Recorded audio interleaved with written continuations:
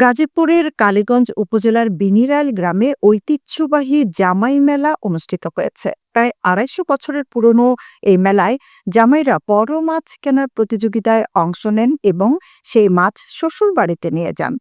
মেলায় মাছ ছাড়াও আসবাবপত্র, তৈজসপত্র, খেলনা এবং মুখরোচক খাদ্যপণ্যের স্টল, যা ক্রেতা ও দর্শনার্থীদের আকর্ষণ করাচ্ছে।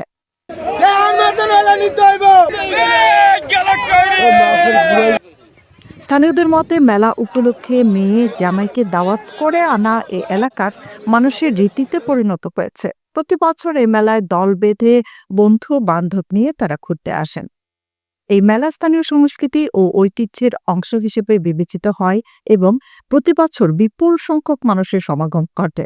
মেলায় রুই, কাতলা, মৃগেল, কালো বাউস, বোয়াল, চিতল, বাঘাইর সহ দেশি ও সামুদ্রিক মাছের পসরা বসেছে। ১০০ কেজি ওজনের সামুদ্রিক পাখি মাছ থেকে শুরু করে ৩০ থেকে ৪০ কেজি ওজনের বড় মাছ দর্শনার্থীদের মন কেড়েছে।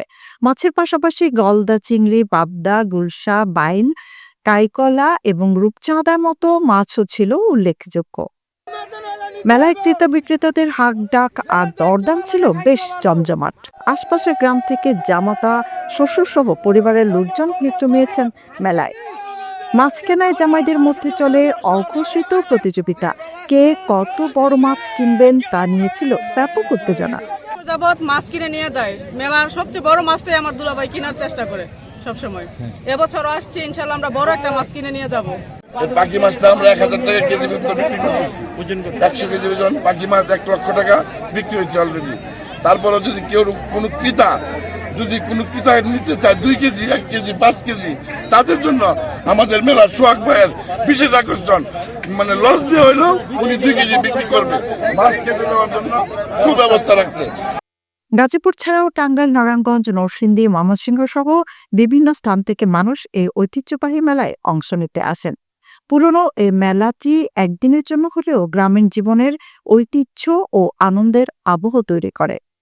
ঐতিহ্যবাহী জামাই মেলা কমিটির সভাপতি, উপজেলা বিএনপির ধর্ম বিষয়ক সম্পাদক মাওলানা মোহাম্মদ আলী হোসেন জানান, প্রায় ২৫০ বছর ধরে এই মেলার আয়োজন হয়। শুরুতে খুবই ক্ষুদ্র পরিসরে হতো। প্রথমে শুধু হিন্দু ধর্মাবলম্বীরাই এই মেলার আয়োজন করতেন। সময়ের সঙ্গে সঙ্গে মেলাটি এখন সার্বজনীন উৎসবে রূপ নিয়েছে। যে আপনারা তো দেখতেই পাচ্ছেন এখানে পূজা হচ্ছে কিনা। অবশ্যই এখানে কোনো পূজা হয় না এবং একটা জামাইদের মিলন মেলা হয়ে যায়। এখন পর্যন্ত শতভাগ ভালো রয়েছে এবং আমরা আশাবাদ ব্যক্ত করি স্থানীয় জনগণের যে স্বতঃস্ফূর্ত অংশগ্রহণ, তাতে আমরা মনে করি যে এটা একটা উৎসব।